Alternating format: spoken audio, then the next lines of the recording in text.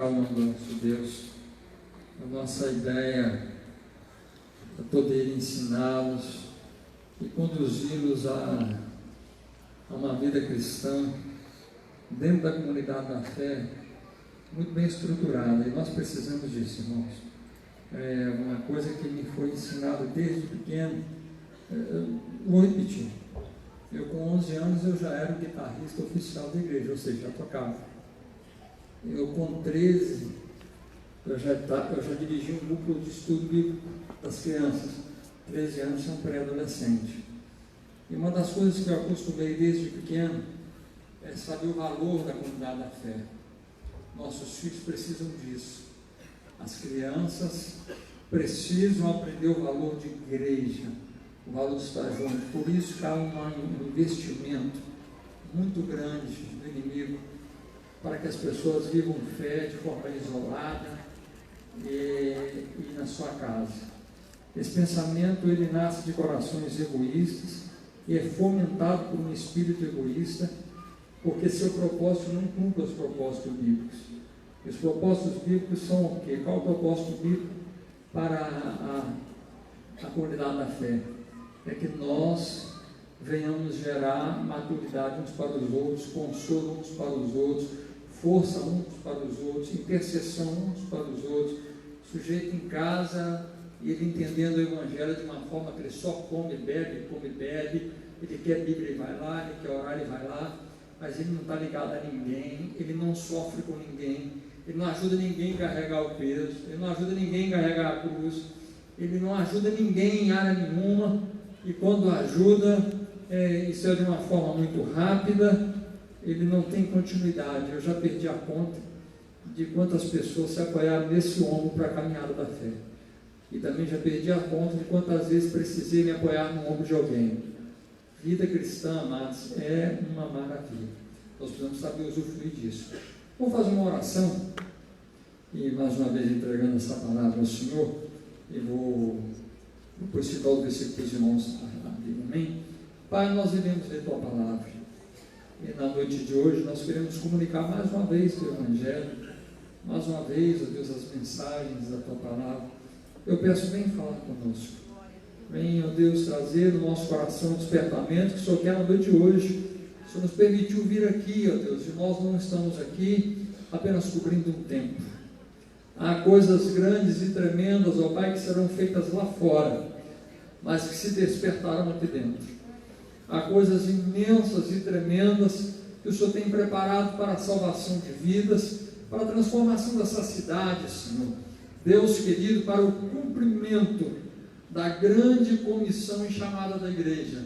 E daqui, ó Deus, nós sairemos, Pai amado, tendo nosso coração, a nossa mente instruída pela Tua palavra. Os momentos aqui em comunhão vão ser necessários, ó Deus, para nos estimular essa caminhada da fé, que não é solitária. Eu peço, fala conosco, usa a Tua palavra para isso, no nome de Jesus, oramos.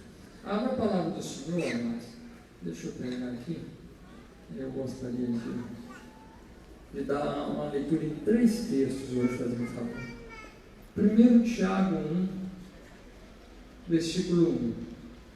Eu não sei como é que está aí, se os irmãos aí têm a versão NVT. Se tiver, vai ser uma bênção para mim. Tiago 1, 2, tem aí, Gabriel? NVT?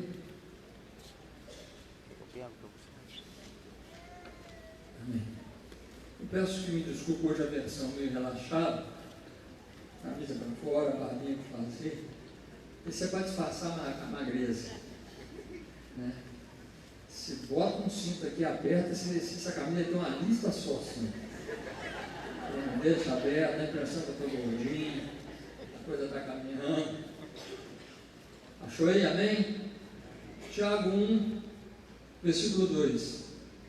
Meus irmãos, considerem motivo de grande alegria sempre que passarem por qualquer tipo de provação, pois sabem que quando sua fé é provada, a perseverança tem a oportunidade de crescer e é necessário que ela cresça, pois quando estiver plenamente desenvolvida, vocês serão maduros e completos, sem que nada lhes falte. Me desculpa, eu vou repetir esse texto. Eu vou fazer até assim, ler um versículo, os irmãos vão também.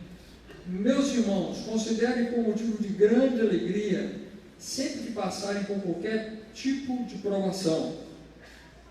Pois sabe que enquanto sua fé é provada, a perseverança tem a oportunidade de crescer.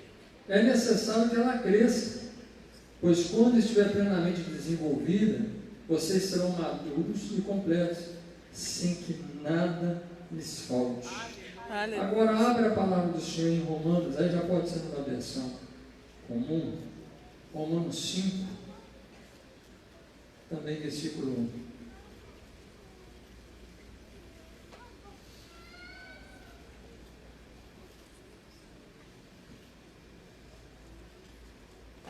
Vou fazer o seguinte, pode ser NVT mesmo, vou pegar nela mesmo. Romanos 5, versículo 1. Pode seguir a NVT mesmo. Portanto, uma vez que pela fé fomos declarados justos, temos paz com Deus, por causa daquilo que Jesus Cristo, nosso Senhor, fez por nós. Pois foi por meio da fé que Cristo nos concedeu essa graça, que agora desfrutamos com segurança e alegria, pois temos a esperança de participar da glória de Deus. Também nos alegramos ao enfrentar dificuldades, ou motivo de passar grande tribulação em algumas traduções, e provações, pois sabemos que contribuem para desenvolver a esperança, e a perseverança. E a perseverança produz caráter aprovado, e o caráter aprovado fortalece a nossa esperança, e essa esperança não nos decepcionará, pois sabemos quanto Deus nos ama, uma vez que Ele nos deu o seu Espírito para nos encher o coração com o seu amor. Quando estávamos completamente desamparados, Cristo veio na hora certa e morreu por nós, pecadores. Eu vou fazer o seguinte, eu vou repetir na tradução da Almeida Corrigida, para pegar alguns pontos que eu queria. Vou repetir esse texto agora na versão Almeida Corrigida. Justificados, pois, mediante a fé, temos paz com Deus, por meio de nosso Senhor Jesus Cristo, por intermédio de quem obtivemos igualmente acesso pela fé a essa graça na qual estamos firmes e gloriamos na esperança da glória de Deus. E não somente isso, nós também nos gloriamos nas próprias tribulações, sabendo que a tribulação produz perseverança, e a perseverança experiência, e a experiência esperança. Ora, a esperança não confunde, porque o amor de Deus é derramado em nosso coração, pelo Espírito Santo que nos foi outorgado. Porque Cristo, quando nós ainda éramos fracos, morreu a seu tempo pelos ímpios. E para fechar com chave de ouro, Filipenses 1,6, por favor. Filipenses 1,6. Logo depois de Gálatas, Efésios. Filipenses 1,6. Estou plenamente certo de que aquele que começou boa obra em vós há de completá-la até o dia de Cristo Jesus. Louvado seja Deus. Amados, nós, como servos do Senhor, eu tenho visto isso, a igreja brasileira está passando por uma grande reforma espiritual, reforma essa que foi chorada, desejada, e eu acredito que Deus está trazendo uma modificação. Igrejas que usaram a facilidade e o dinheiro para encher seus templos, elas não vão se sustentar por muito tempo. Igrejas que fizeram das suas portas abertas uma maneira de ter lucro, nós que somos fiéis à palavra do Senhor, temos até desejado que elas se fechem, porque elas representam mal o Evangelho do Senhor. E nós temos orado para que o Senhor nos leve a viver um Evangelho genuíno. E o Evangelho genuíno é o Evangelho da palavra de Deus. Nós eu gostaria de falar um pouco sobre tribulação, sobre provação, sobre o desejo da obra de Deus e o amor. E nós nos perguntamos como que o amor de Deus pode ser tratado no mesmo assunto da tribulação. Pastor, como é que a gente pode discutir o mesmo assunto na mesma mensagem? Como que a gente pode discutir tribulação, provação, e falando disso ao mesmo tempo do amor de Deus? A tribulação, pastor, e a provação, ela não é uma reprovação de Deus? Se eu sou uma pessoa reprovada, se eu sou uma pessoa que não pratica a vontade de Deus, não vem a condenação, o juízo, a tribulação, a luta, a mão pesada de Deus, né? O cajado batendo na muleira, e eu enfrentando todo tipo de luta. Não é assim, pastor. Amados, não é bem assim que a Bíblia quer se portar conosco. Quando você vai pegar o Velho Testamento, você vai perceber uma coisa interessante. Se você é um pesquisador da palavra do Senhor, você vai ver que o Velho Testamento quase não trata de inferno. O inferno ele é tratado na Bíblia, e fala-se muito de inferno na Bíblia. Mas o Velho Testamento fala-se pouco de inferno. O Velho Testamento, na verdade, ele até trata, espante se você quiser, ele até trata quase nada da vida após a morte. Onde é tratado vida após a morte, inferno e céu, é muito de Mateus para cá. É muito no Novo Testamento. O Velho Testamento, vez ou outra, solta uma expressão inferno, mas nem significando o inferno que nós temos da visão cristã. Algumas vezes, como o salmista ele vai usar a palavra inferno, na verdade ele nem está citando o inferno, desse da condenação, onde o ímpio será jogado, onde o pecador será jogado, e sofrerá a condenação eterna. Não, às vezes ali a palavra inferno, ela se equivale mais à morte sem Deus, para um local leviano, para um local que não se sabe onde que é, do que propriamente para um local que se sabe onde que é. Quase nada o Velho Testamento trata de inferno. Aliás, quase nada o Velho Testamento trata de céu. A teologia de céu e inferno, ela é mais desenvolvida no Novo Testamento, mais do que no Velho Testamento. E o que tudo isso tem a ver com a mensagem de hoje? É porque, se Deus não relacionou no Velho Testamento, educando o seu povo, ou tratando com o seu povo, e negou, ou não explorou essa fala no Velho Testamento, como é que Deus cuidou desse povo, para esse povo obedecer? E essa pergunta é interessante, porque nós deveríamos até perguntar hoje: Deus usa a informação de céu e inferno para me amedrontar e eu ter que obedecer? Eu vou chegar nos textos que nós lemos, tá? Não estou fugindo do texto, não. O Velho Testamento ele vai tratar um pouco de céu e inferno, porque foi uma época em que o povo de Deus lidou com várias nações, e grande parte das suas vidas passou no cativeiro. Grande parte das suas vidas eles foram escravizados pela Babilônia, problema com os persas, problemas com o Egito, problemas com nações que elas tratavam mais da vida após a morte do que o próprio povo de Deus. Essas outras nações falavam mais da vida após a morte do que o povo de Israel.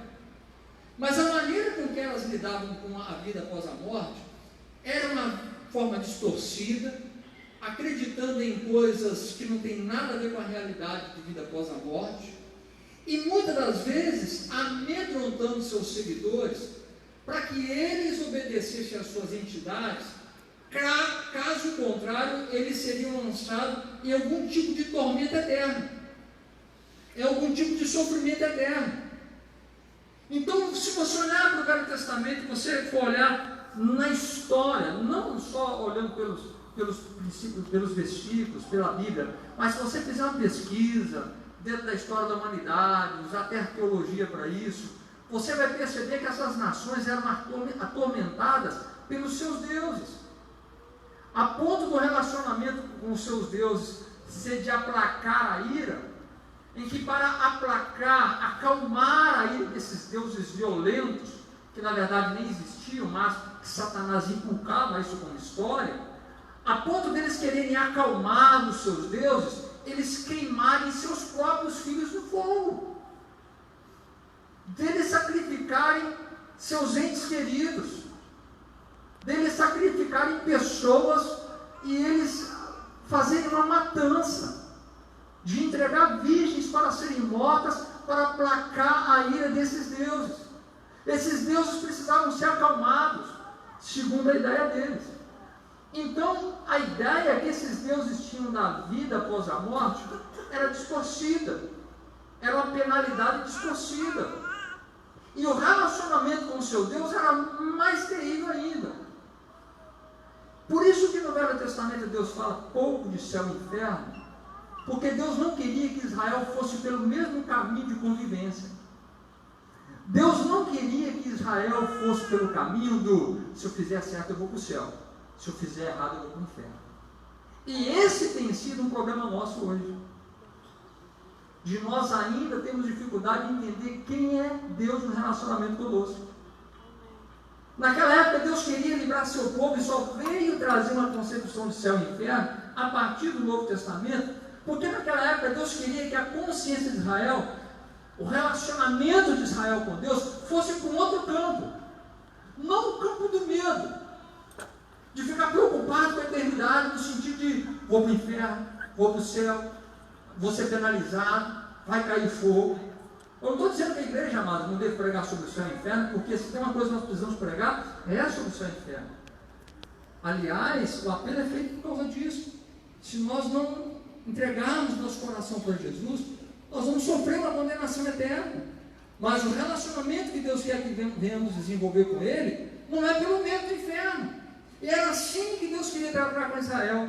Por que Deus livrou Israel desse assunto, ou não envolveu muito com esse assunto? Deus queria um povo que mantivesse um relacionamento com Ele, não por medo, mas por amor.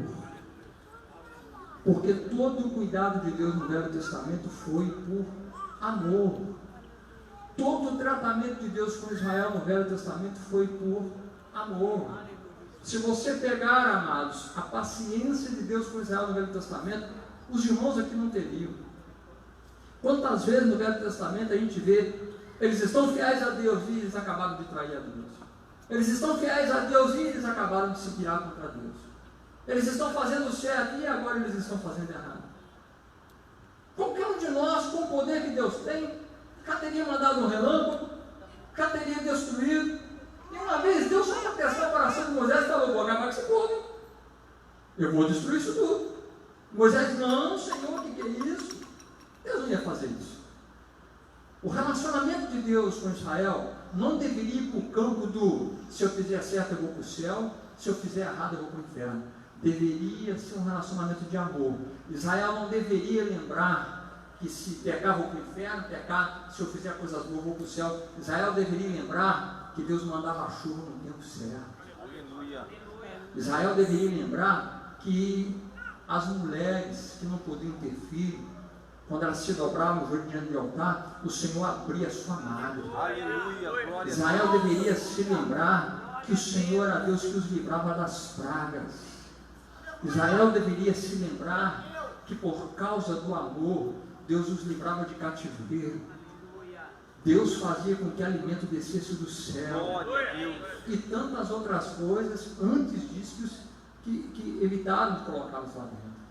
Deus queria que essa nação, ela crescesse amando a Deus, e quando qualquer coisa fosse acontecer, ela viesse a se lembrar o seguinte: eu sei o Deus de amor que eu sirvo. Então isso não entrou na minha vida toda. Trazer para a consciência de Israel uma identidade correta a respeito dele mesmo. Você já viu como é que é difícil você relacionar com alguém, que a pessoa já pegou uma situação sua, e tudo que você faz você não consegue colocar uma nova identidade para ela agora? Você pode fazer qualquer coisa que você já não muda mais daquele negócio? Você tenta, mas a pessoa ela não se convence. Você tenta mostrar para ela que a coisa é diferente, mas ela já botou uma coisa na cabeça a seu respeito e ela não volta atrás. Deus estava tentando fazer com que Israel tivesse uma imagem correta dele e que Israel tivesse paz nessa imagem. Nós estamos nessa campanha, amados, ou nessa visão, conhecer e entender o propósito de Deus. E eu falei com os irmãos sobre o propósito do alto, o propósito do lado e o propósito de baixo. E o propósito do alto é resgatar a identidade nossa com Deus. E a pergunta que eu quero deixar nessa noite é: quem Deus é para você? E as coisas que acontecem na sua vida, você olha de que forma? Porque, veja bem, uma vez que eu tenho explicado para os irmãos que o povo de Israel, eles no passado não tiveram tanta informação do céu e inferno, porque Deus queria que eles fossem para um outro nível de relacionamento, Deus queria que eles compreendessem o Deus de amor. No Novo Testamento, Deus já vem abrindo as informações, mas agora, diferente do Velho Testamento, o povo de Deus tem o DNA de Deus dentro deles, porque a Bíblia diz que o Senhor nos deu o seu Espírito. O Espírito de Deus é derramado sobre o crente. Diferente do Velho Testamento, o crente ele tem duas fontes de informação. Ele tem a pregação do pastor, ou de qualquer pessoa que seja, que está lhe discipulando, orientando. Mas não é só essa boca que o crente tem. Foi depositado sobre ele um ser que fala 24 horas, que é o Espírito Santo de Deus. O apóstolo vai dizer que ele é o nosso professor, ele nos ensinará todas as coisas. E o que é que o Espírito tem nos ensinado sobre o nosso relacionamento com Deus? E por quê? O que esses versículos têm a ver? Filipenses 1, versículo 9. Ele vai dizer que, Paulo vai dizer que está plenamente certo de que aquele que começou a boa obra em nós há de completá-la até o dia de Jesus Cristo. É importante você saber, como servo do Senhor, que Deus está trabalhando na sua vida. Aleluia. Que Deus está trabalhando no seu coração. E é importante nós termos uma noção clara, amados, de como é que Deus trabalha e de que para que Ele trabalha. Porque nós precisamos de uma confiança naquilo que Deus faz. Eu sempre tenho dito isso na igreja: Deus não é um moleque, irmãos. Deus não é um ser religioso que está tentando uma nova modalidade de igreja, de denominação conosco. Você sai para a rua fora aqui, daqui até na minha casa, você vai encontrar 100 igrejas com placas diferentes. Assembleia de Deus disso, Assembleia de Deus daquilo, Metodista disso, Metodista daquilo, Maranata disso, Presbiteriana daquilo, e igreja com nomes agora muito diferentes. Você vai encontrar uma enxurrada de igrejas, e não estou dizendo que isso é ruim, mas estou dizendo que algumas delas até estão fazendo tentativas complicadas com a teologia. Mas não é uma verdade o relacionamento de Deus conosco. Ele é Senhor que trabalha a favor do seu povo e na vida do seu povo. O apóstolo Paulo, em Romanos, ele vai dizer que, justificados mediante a fé, temos paz com Deus, por meio de nosso Senhor Jesus Cristo. É muito importante que o cristão ele tenha paz com Deus, porque Paulo vai começar a falar de tribulação, de luta. E como servos do Senhor, nós precisamos entender que lutas e tribulações não são fura-fila. Essas coisas não chegam até nós porque Deus cochilou, os anjos não deram a mão fortinha, não fizeram a corrente pegar a gente direitinho, essas enfermidades chegaram, as tribulações chegaram, e as lutas chegaram, porque houve uma falha nessa guarda espiritual de Deus. A Bíblia vai dizer, Paulo vai dizer que Deus está trabalhando em nós. Aleluia. E as ferramentas pelas quais Deus trabalha são variadas. E uma delas é a tribulação. E nós, como servos do Senhor, precisamos ter paz com relação à tribulação. Eu disse que eu estaria mesclando isso um pouco com o meu testemunho. Eu pretendo até nas próximas pregações voltar para aquilo que a igreja estava trabalhando, senão eu vou acabar tirando a igreja da direção dela. Vou usar apenas esse domingo, depois quero começar a pregar pregações que vão dentro do projeto, e ali eu posso citar mais algumas coisas do testemunho. Mas olha o que Paulo vai dizer. por intermédio de quem obtivemos igualmente acesso pela fé, e a graça na qual estávamos firmes, gloriamo-nos na esperança e na glória de Deus. E não somente isso, mas também nos gloriamos nas próprias tribulações, sabendo que a tribulação produz perseverança, e a perseverança experiência, experiência esperança. Quando nós olhamos para Tiago no capítulo 1, versículo 1, nós estávamos lendo aí, no 2, Tiago vai dizer: considera um motivo de grande alegria, sempre passares por tribulação ou provação. Eu estava nesse período no hospital, que foram quase 5 meses só de internação, e apesar de estar debaixo de uma ação espiritual tremenda, Deus não me poupou de ser afrontado pelo inimigo, de ser afrontado pelas lutas. E me lembro que um dia eu estava sentindo muitas dores. As dores, elas estavam altas. E tinha passado um período terrível. Como eu disse para os irmãos, passei vários períodos terríveis, alguns dos quais os irmãos que foram me visitar nem aguentaram ficar dentro do quarto, porque eu gritava de dor, 4 dias gritando de dor dentro do quarto. Eu me lembro que do período que eu estava de dor, quando dei uma melhorada, eu estava orando ao Senhor e tive uma visão de Deus. Eu tive uma visão em que Deus sentava do meu lado, e esse para mim foi o grande gancho desses 5 meses. Deus caminhou comigo como companheiro. E eu me lembro que eu vi uma tigelinha, se já contei aqui, vou contar a segunda, terceira, quarta vez. Uma tigelinha em que tinha sido colocado nessa tigelinha umas uvas, e o camarada estava espremendo com um toquinho essas uvas, e elas sendo espremidas ali. Quando eu olhei aquilo, eu perguntei para Deus assim: o que é isso? E ele veio e disse assim: isso é você. Eu falei com Deus assim: sou eu? Ele falou: é, estou te espremendo. E eu me lembro, amados, que eu virei para Deus e falei assim: Senhor, mas meu sabor, porque uva você faz? Vinho. Meu sabor está tão ruim assim. Ele falou: não se trata disso, mas você vai ver quando eu terminar. Glória a Deus. Os irmãos glorificaram, mas não foi muito bem o que eu fiz, não. Eu tampei a chorar. Porque uma vez que Deus disse que ele ia apertar, não era Satanás que eu poderia orar para Deus me livrar daquilo, era o próprio Deus. Eu já tinha passado um período de dor e pensei: peraí, o senhor vai apertar mais?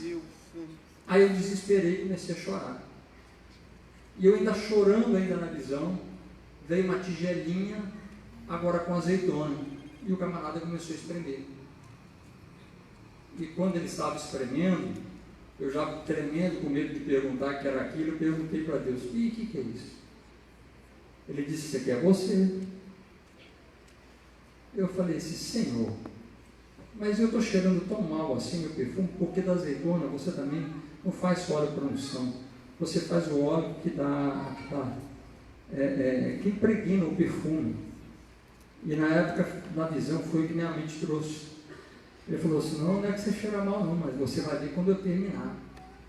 E eu desesperei, aí que eu comecei a chorar mesmo, porque veio na minha cabeça tudo que eu sofri durante a semana, todas as dores, tudo que passava, era punção para tudo quanto é lado, era borracha pendurada para todo lado, era um buraco aqui, outro buraco ali, e eu meio que desorientado, falei: Deus tem misericórdia.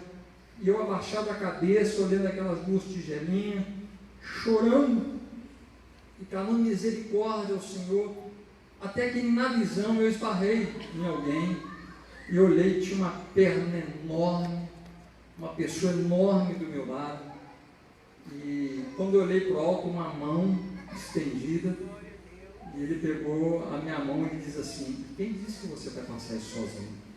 Aleluias. Oh, glória a Deus. Amados, foi uma semana terrível. Só Deus sabe, e quem já passou essas enfermidades que sabe. Foi uma semana difícil. Doer pouco é bobagem. Mas eu consegui atravessar aquilo com uma outra visão. Porque durante esses 5 meses que eu passei na enfermidade, eu entendi o que Deus estava fazendo pelo ministério. Nós precisamos, amados, fazer a seguinte pergunta: o que Deus está fazendo em mim? Deus está me atormentando? Ou Deus está trabalhando com a minha vida? Deixa eu fazer uma pergunta para você: o que é que você espera de Deus? Olha o que Jesus, o que Paulo vai falar aqui. Versículo 6 do capítulo 5. Porque Cristo, quando nós éramos ainda fracos, Paulo está dizendo para a igreja: olha, sabe quando a gente era fraco? Por que quando a gente ainda era e nós não somos mais? Por que quando éramos porque hoje não somos mais? Antes de sermos igreja do Senhor, éramos fracos. E Paulo está dizendo: olha, quando nós éramos fracos, incapacitados de entender a tribulação, incapacitados de entender provações, incapacitados de entender luta. Paulo vai dizer que quando o crente ele não consegue entender coisas espirituais, ele ainda está como um fraco, o ímpio. A igreja, amados, ela é chamada para uma outra dimensão de vida. E vou dizer algo para a igreja: a menos que sua mente seja transformada, você será um crente perturbado, você será um crente desorientado. Toda luta e provação vai aparecer para você como se o diabo tivesse o dia inteiro na sua vida. Ou você vai olhar para Deus e vai achar que Deus é um desprezador de você, que Deus não se importa, que suas orações não chegam no céu. Paulo vai dizer que nós temos que entender que as tribulações são para formar em nós gente madura, crente firmes. Porque Deus está pensando em 2 coisas, amados. Ele está pensando em nossa salvação e na salvação do mundo. Agora, como é que a igreja vai trabalhar enfrentando o mundo, aconselhando pessoas nas provações, somente se a igreja souber sobreviver a essas tribulações? Tiago, nós estávamos lendo, ele vai dizer: mas se algum, versículo 4, é necessário que ela cresça, essa aprovação, essa esperança que é produzida pela aprovação, pois quando estiver plenamente desenvolvida, vocês serão maduros e completos, sem que nada lhes falte. Nós precisamos ter a consciência de que Deus vai trabalhar sobre o seu povo que o ama, e Deus nos ama. Naquela visão, Deus não dizia para mim: olha, eu me descuidei, você me desculpa, você está passando por luta aí. Deus não virou para mim e disse: ó, se você ofereceu um jejum, vou te lembrar dessa. Deus não falou comigo: olha, se você passar essa madrugada orando, pode deixar que essa semana você não tem mais problemas. Ao contrário, se eu corresse com o caminho da oração do jejum, eu seria mais preparado para enfrentar a tribulação. Porque aquela tribulação é uma obra do Espírito Santo para aperfeiçoar o homem que Deus quer usar. Deus está convidando a igreja a ser uma igreja que sente vontade de ser usada pelo Senhor. Uma igreja que diga: Senhor, eu quero ser útil, eu quero romper em fé, eu quero trabalhar para a tua obra. Eu quero, Senhor, conquistar aquilo que o Senhor me levantou para conquistar. Eu quero sair dessa vida chorosa, em que tribulações e provações sempre são vistas com pavor. Amados, nós pegamos o Salmo 91, éramos para repousar o nosso coração naquilo. As lutas virão, as noites serão pesadas, as tribulações podem acontecer, mas nós temos o amor do Senhor que cuida de nós. Nós somos a excelência da criação de Deus. Deixa eu dizer uma coisa para você: Deus nessa terra não tem interesse em cavalinho, cachorrinho, peixinho, baleinha. Isso tudo está aqui a serviço do Senhor, mas isso tudo é usufruto do homem, se ele sabendo usar bem essas coisas. Mas a obra da criação, em que Deus se alegra nela e o fez a sua imagem e semelhança, somos nós. E você acha que Deus vai tratar disso como? Além da igreja ser a obra da criação do Senhor, ela ainda é um tipo de gente que o Senhor tirou das trevas e colocou na luz o seu amor. Em João capítulo 1 nós somos chamados de filhos. O Senhor nos chama de filhos espirituais. O amor de Deus nos colocou como filhos. Eu te pergunto, como é que Deus lida conosco? Que imagem nós temos de Deus como Pai? Essa tribulação e essa provação que Deus estava permitindo era para crescimento espiritual na minha vida. Amado, deixa eu perguntar para você.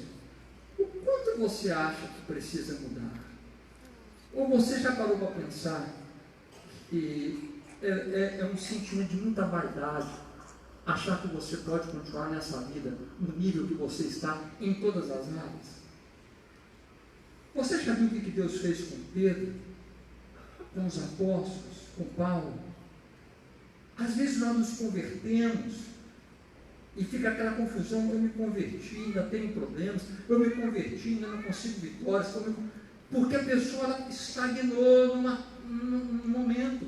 Ela esqueceu de que Deus está trabalhando nela para fazer ela crescer. E às vezes, amados, essa caminhada ela é longa. Outro dia eu estava reparando Pedro. Analisa comigo. O cara está pescando. Deus vira para ele e fala para ele assim: deixa isso tudo aí e me segue. Ele largou rede, largou barco. Só Deus sabe o difícil que era comprar um barco. Se era herança de família, aquilo era para ser guardado a 7 chaves, porque naquela época as coisas eram difíceis. Nós temos uma mania de achar que aquela época era que nem hoje, né? Que os móveis, que toda a casa naquela época era mobiliada, né? Naquela época não, meu amado. O camarada deitava no chão e cadeira e banco, dos rústicos, dos feios, era só coisa para rico. As casas eram terríveis. O povo vivia numa necessidade tremenda. Hoje a casa do irmão mais pobre dessa igreja, ela é melhor do que a casa do homem mais rico daquela época. Tem luz elétrica, tem saneamento básico, você tem banheirinho, tem um vaso. Deus abençoou de alguém inventar o abençoado papel higiênico, louvado seja Deus que inventou isso. Na época não tinha. Então você imagina só uma época de escassez. Quem conseguiu o que conseguiu, mantém porque é caro. Aí Deus vira para Pedro e fala assim: deixa isso tudo aí e segue. E Pedro larga tudo e segue a Jesus. Quase 3 anos andando com ele. Depois de largar tudo, Jesus vira para Pedro e fala assim, numa discussão: quando te converteres, quando eu leio isso na Bíblia, minha perna treme. Eu falei: deixa eu ver um negócio aqui. Jesus viu o cara abrir mão de tudo. Abrir mão do trabalho, abrir mão da casa, saiu atrás dele com a roupa do corpo, abandonou um serviço estabilizado. O cara abandonou tudo. Sabe aquilo que você quer conquistar, que você trabalhou, você estudou, formou? Imagina você deixar isso tudo. Deixar seu emprego, deixar seu diploma, deixar seu comércio. Imagina você que agora que é dono de alguma coisa, ou que lutou para conseguir esse emprego, acabou de conseguir. Imagina você que tem alguma coisa. Imagina você deixar tudo. E depois de 2 anos, Jesus vai falar assim: você não está convertido. Eu pensei: Deus, para mim, quem deixava tudo era coisa de convertido. Para mim, um cara que deixou tudo, não tem jeito. Se você falar para mim, perguntar para mim o que era Pedro, eu ia falar assim: esse cara é um convertidaço. Porque para largar tudo isso tem que ser convertido. E Jesus vai dizer: quando te converteres, ou seja, ainda não estava lá. E durante esse tempo, Deus começou a trabalhar com Pedro para transformar a sua vida, para que Pedro tivesse paz com ele. Paz com ele. Paz com Deus não porque suas tribulações foram tiradas. Paz com Deus pela confiança, pela perseverança desenvolvida. Eu tenho paz com Deus. O câncer caiu em mim, a provação caiu em mim, o desemprego bateu em mim, mas eu tenho paz com Deus. Eu sei que Deus está fazendo alguma coisa. Aleluia! Eu sei que Deus está trabalhando para a glória dele e Deus vai usar a minha vida para que seu nome seja glorificado. E a Bíblia vai dizer que o Espírito traz essa paz. Olha aqui que Paulo vai dizer aos Romanos: ora, a perseverança não confunde. Olha só, amado, ele vai falar de que nós devemos nos gloriar pelas tribulações, as provações. E depois que Paulo fala sobre isso, no versículo 5 ele vai dizer: ora, a esperança não confunde, ninguém fica confuso, porque o amor de Deus é derramado em nosso coração pelo Espírito Santo que nos foi dado. Igreja do Senhor, só Deus sabe que enfrentaremos como os cristãos e servos do Senhor. Eu não estou pregando uma pregação para os irmãos diante da enfermidade se calar e não buscar cura, diante do desemprego se calar e não reclamar. Eu estou dizendo para os irmãos que nós precisamos desenvolver confiança em Deus, de que Deus está por trás de tudo. Aleluia!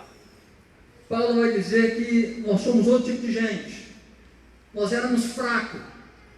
Como um ímpio, nós não conseguíamos ver o desejo de Deus por nós. E nós não sabíamos qual era a proposta do Evangelho. Paulo vai dizer que agora fortalecidos, por que fortalecidos? Porque o amor de Deus é derramado em nosso coração. Isso nós recebemos pelo Espírito que foi nos dado. Deus está nos convidando nessa noite, amados, a abrir o nosso coração e dizer: eu quero, Senhor, ser um homem que o Senhor esteja trabalhando, uma mulher em que Deus esteja trabalhando. O Senhor há de aperfeiçoar a sua obra. O que Deus começou aí, meu irmão, posso te garantir, não é para parar aí. O que Deus já te deu não é para ficar nessa porção. O Senhor está querendo nos encher, trabalhar conosco, amadurecer a nossa fé, porque nós seremos úteis para abençoar pessoas. Eu fico imaginando, amados, hoje eu estou muito mais bem preparado para conversar com uma pessoa que está enfrentando câncer do que no ano passado. Hoje eu consigo compreender muito mais o sofrimento de um câncer, de um canceroso, uma pessoa que está com câncer, do que o ano passado. Eu consigo hoje entender o sofrimento de alguém que está no hospital muito melhor do que o ano passado. Nesta área, eu hoje sou um pastor melhor. Eu consigo hoje pregar sobre fé, sobre confiança, sobre permanência em Deus com muito mais propriedade do que o ano passado. Porque Deus está trabalhando em mim. E Paulo vai dizer: olha, entenda isso. Pedro também vai dizer: entenda isso. Essas tribulações, essas lutas são para te fazer completo. E muitos de nós estamos incompletos. Deus quer nos levar a experiências profundas. E o homem de Deus e a mulher de Deus precisa orar, confiante em Deus, de que é aquele que nos amou. E é engraçado, amados, porque Paulo vai continuar dizendo, e o versículo 8 vai dizer assim: mas Deus prova o seu próprio amor para conosco, pelo fato de ter Cristo morrido por nós, sendo nós ainda pecadores. Paulo vai dizer: olha, o Senhor está permitindo tribulação, o Senhor está permitindo luta, para que vocês possam ser transformados, e o amor de Deus é derramado no coração de vocês, para que vocês não tenham dúvida, para que vocês não fiquem duvidosos, lembrando que vocês não são mais fracos, precisam se apossar da força do Espírito. E se alguém acha que a tribulação é sinal de que Deus não ama, é só se lembrar que antes de você nascer, antes da tribulação aparecer, Ele já havia morrido por você. Ele morreu por todos nós. Enfrentei as tribulações e tenho feito na minha vida, mas tentado transmitir isso para a minha família, descansando e repousando no cuidado de Deus. Eu estava naquela cama, estava enfrentando ali o pavor daquela enfermidade, mas eu sabia de que Deus tinha um propósito maior. E na queda de braços, no jogo de braços, se é que existe, o propósito de Deus venceria o propósito da enfermidade. Você precisa entender que o propósito de Deus vencerá o propósito da adversidade contra você. Você precisa entender que o propósito de Deus vai pegar a luta, a provação, e vai te amadurecer através disso.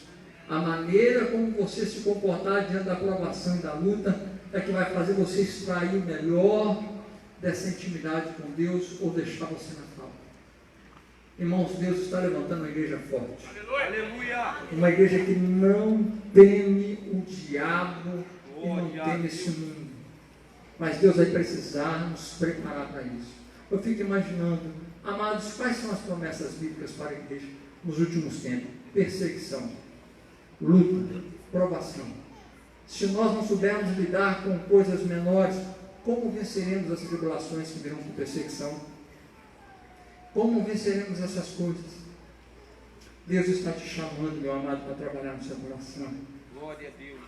Eu gostaria que nessa noite você pensasse sobre as tribulações, entendendo de que nós somos chamados para olhar para essa vida com outros olhos. Eu não posso olhar como um ímpio, olha. Eu não posso olhar como aquele que não tem Jesus, aquele que é fraco. Sou forte por causa da salvação. Sou forte em Cristo. Antes fraco, sem condição de salvação. Agora resgatado por Cristo, tendo o amor de Deus derramado em nosso coração. Tendo o amor de Deus colocado em nós pelo seu Espírito que está em nós. Nós não caminhamos sozinhos.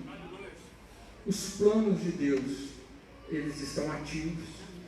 Paulo está dizendo, aquele que começou a boa obra há de terminar. Paulo estava preocupado que a igreja de Filipos ela viesse compreender isso, porque as lutas viriam. Deus está fazendo uma grande obra na sua vida. Não existe um crente nesse mundo que possa duvidar disso. Você pode se opor a isso, você pode não dar importância a isso, e a obra ficar parada, mas Deus tem interesse em trabalhar na sua vida, para te tornar um homem completo ou uma mulher completa. Tiago está dizendo isso. Quando você vai para o Evangelho, para o Antigo Testamento, e você vai ver Jeremias falando da casa do oleiro, ele vai falar de Deus renovando e trabalhando sobre aquele vaso rachado. Talvez nós devamos, na noite de hoje, dizer: Senhor, começa a trabalhar. Começa a consertar aquilo que rachou. Começa a consertar o meu coração com relação àquilo que o Senhor tem para fazer. E aquele que descansa no Senhor terá cuidado diário de Deus. Eu louvo ao Senhor porque nesse período das provações e das lutas fui sustentado pela intercessão dos irmãos. Sustentado pela intercessão dos irmãos. Que entenderam o seu papel na intercessão. Que entenderam o seu papel na intercessão. Fui sustentado por graça e misericórdia que o Espírito Santo trouxe ao meu coração, gerando fé através da sua palavra, através do seu Evangelho, através das boas novas. As lutas e as tribulações, amados, elas vão passear sobre a nossa vida. As lutas e as tribulações, elas vão vir e elas vão testar a qualidade da nossa fé, a qualidade da sua fé. E engraçado que a Bíblia vai dizer que o próprio Deus testa a qualidade da nossa fé. O próprio Deus testa a nossa confiança nele, permitindo isso. E é por isso que o apóstolo vai dizer que essas tribulações, elas provocam firmeza, constância no Evangelho do Senhor. Deus quer trabalhar na sua vida.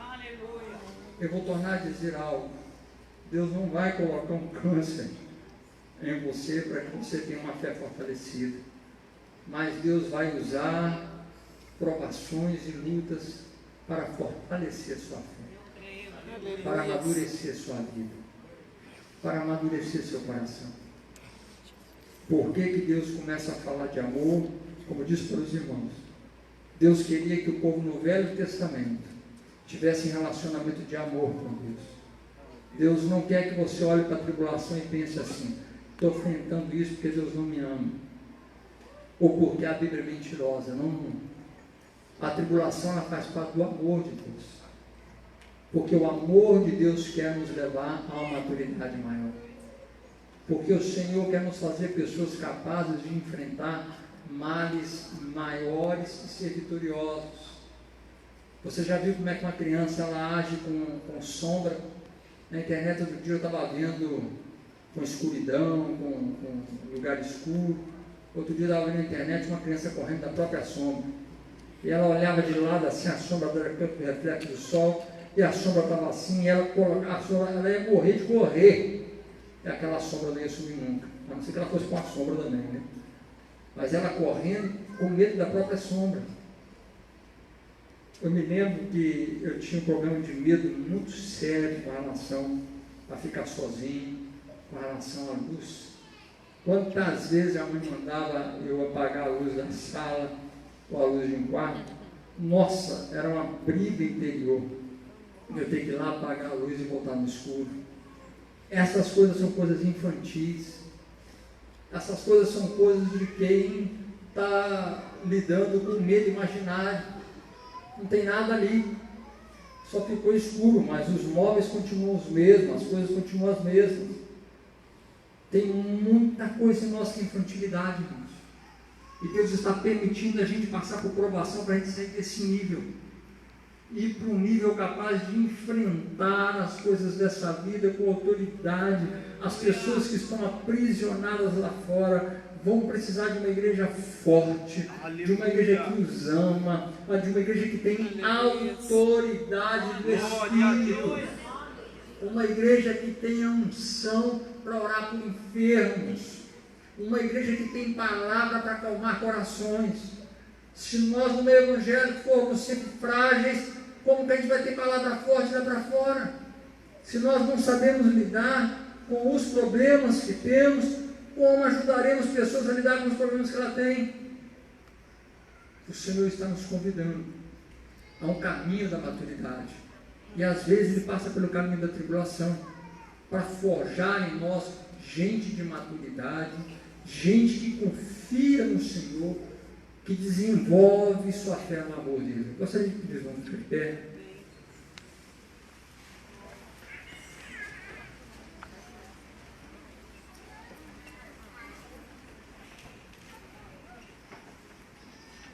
Nós vamos orar neste momento.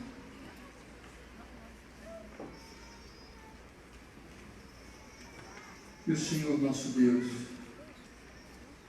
Ele está trabalhando para que a sua igreja seja a igreja fortalecida. Amém. Eu tenho orado ao Senhor para que Deus tome a nossa igreja como uma igreja madura, uma igreja capaz de sair pelas ruas, pregando o Evangelho, se prontificando. Lá no seu Gessel, você tenha unção de Deus para orar pelas pessoas que vão chegar como visitantes, aos líderes para ministrar no coração do povo de Deus, e sabermos lidar com as tribulações que vão nascer entre nós. Você saber lidar com a sua tribulação confiando no Senhor, entendendo o seguinte: Deus vai usar esse negócio. Aleluia. Esse negócio Deus vai usar isso. Deus vai usar isso. Isso faz parte de algum projeto de Deus. Gloriar-se do Senhor e no Senhor é entender toda a aprovação como um instrumento de Deus para a sua vida. Sabe, meu conselho para você: qualquer tribulação que vier na sua vida,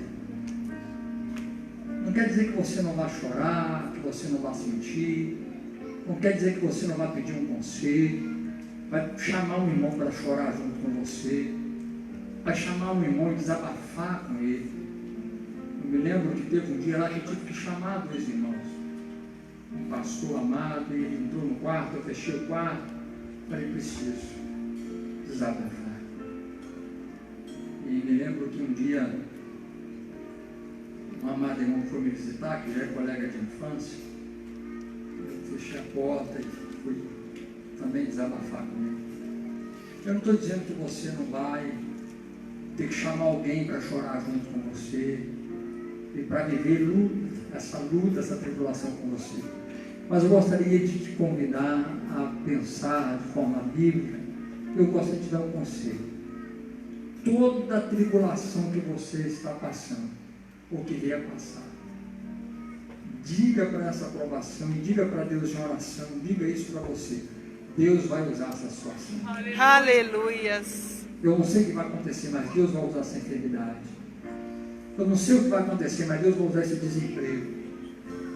Eu não sei o que vai acontecer, mas eu juntei dinheiro, fui certinho, e agora esse problema me fez gastar, eu estou em falta financeira, mas Deus vai usar esse momento.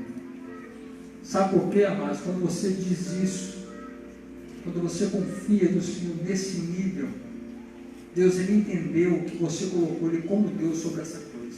Aleluias. E aí Ele vai imperar sobre isso. Ele vai reinar sobre isso. Ele tem domínio sobre isso. Mas pastor, isso veio por acaso e deu hora, nada por acaso. Todas as coisas cooperam para o bem daqueles que amam a Deus. Glória a Deus. Quando vier qualquer tribulação e luta, não murmure e declare em alto bom som: Deus vai usar essa situação. Aleluia. Deus vai usar essa tribulação. Deus vai usar essa dor, esse desconforto. Deus vai usar isso. Eu perdi a conta, já disse para os irmãos, próximos cultos eu quero ver se eu vou para outros níveis de pregação, no sentido de entrar nos projetos que a igreja já estava. Mas eu perdi a conta de quantas pessoas disseram para mim: pastor, a sua enfermidade, o seu momento de tribulação. Deus falou muito no meu coração. Eu diria para os irmãos, se me perguntasse se gostaria de ter câncer e de passar o que você passou e está passando, porque estou passando ainda por lutas terríveis. Esses 2 dias agora de semana foram dores. Está meio bagunçado isso aqui. Eu digo que eu não gostaria de passar, mas uma vez que eu entrei na tribulação, Deus vai usar isso. Aleluias. Deus vai glorificar o nome dele através dessa luta. Eu não vou dar o gostinho para o diabo dizer: Satanás, você fez um bom serviço, é por isso que eu vou murmurar contra Deus, porque você trabalha bem demais. Você conseguiu me fazer perder a estribeira, você conseguiu me fazer murmurar. Você não vai honrar Satanás, amado, porque ele às vezes vai usar de meios para te perturbar e te afrontar. Até mesmo se for algo criado por Deus, ele vai tentar usar aquilo ali para provar seu coração. Só Deus sabe que José do Egito passou. Quantas vezes Satanás não lhe perturbou a mente? Agora eu pergunto para os irmãos. José vai declarar isso no final de Gênesis. E eu pergunto para os irmãos: ter sido preso, arrancado da família, vendido, apanhado, aprisionado, esquecido, traído, negado, tudo aquilo ali foi do diabo? Ou foi o grande projeto de Deus para aquele homem ser o governador do Egito? Deus. Eu gostaria de convidar aqui à frente, você que está enfrentando a tribulação, e você quer declarar nesse altar que Deus vai usar isso. Não sei como é que Deus vai usar, mas Deus vai usar isso. Eu vou glorificar Deus, Deus vai usar isso. Eu gostaria de orar junto com você aqui, porque Deus vai transformar essa luta e essa peleja num momento em que Ele vai abençoar a sua vida. Nós vamos orar e Deus vai colocar as mãos, essa tribulação, essa luta. Deus vai glorificar o nome dEle no meio disso tudo. Gostaria que você colocasse diante do Senhor e dissesse: Deus, eu não sei o que o Senhor vai fazer com isso. Talvez eu vá desenvolver uma vida de oração mais firme. Talvez eu vá desenvolver uma vida de jejum. Talvez eu vá desenvolver um momento de agenda com Deus que eu não tinha, e aí por causa dessa tribulação eu comecei a orar, a ler a palavra, e estou crescendo na palavra e na oração. Quem sabe Deus vai usar essa tribulação para abençoar a sua casa, amados. Deus faz as coisas de um jeito que a gente não entende. Não é nem compromisso nosso entender. A igreja não é chamada para entender, é chamada para confiar. Para confiar. Você vai colocar diante do Senhor agora a sua tribulação. Cada um dos irmãos tem aí uma tribulação. Você vai dizer: Deus, o Senhor vai usar isso. Vou glorificar teu nome, eu sei que o Senhor vai usar isso. Eu sei que o Senhor vai trabalhar nessa situação. Eu gostaria que a igreja que ficou atrás estendesse as mãos. Sempre que alguém vier voltar a igreja, vamos para frente, orando porque está aqui. Amém? Deus, nós oramos nesse momento, Senhor, por todas as vidas que estão aqui à frente. Gente, Pai querido, que está trazendo diante do Senhor sua dor, sua aflição, sua tribulação. Está declarando aqui no altar, o Senhor vai usar isso. Que isso não vai ser usado pelo diabo, isso não vai ser instrumento de murmuração, isso não vai ser para reclamação, isso não vai ser para desespero, isso não vai ser usado, Deus, pelo desespero da alma e do coração, isso não vai ser usado, Deus, pelo inimigo, isso não vai ser, Senhor Deus, ferramenta desse mundo espiritual, diabólico, mas será, Deus, instrumento do Senhor. Como Pedro e Paulo vai falar, tu se alegraram, Deus, tu passar várias tribulações, porque o Senhor quer tornar a tua serva, o teu servo, uma pessoa completa no teu evangelho. Já foi derramado, eu peço que os teus servos sintam e recebam o amor de Deus derramado em nosso coração. Paulo vai falar de tribulação e amor no mesmo contexto, porque tribulação não é falta do amor de Deus. Aleluia. O amor de Deus nos livra da tribulação. Glória a Deus. Tribulação não é falta do amor de Deus. O amor de Deus trabalha com a tribulação. O amor de Deus nos ajuda a passar pela provação. O amor de Deus nos traz revelações no meio da prova. O amor de Deus leva a nossa vida para um outro nível, no meio da prova. O amor de Deus usa todos os males que vêm contra seu povo. Todas as coisas cooperam para o bem daqueles que amam a Deus, daqueles que tiveram o amor de Deus derramado em seus corações pelo Espírito Santo.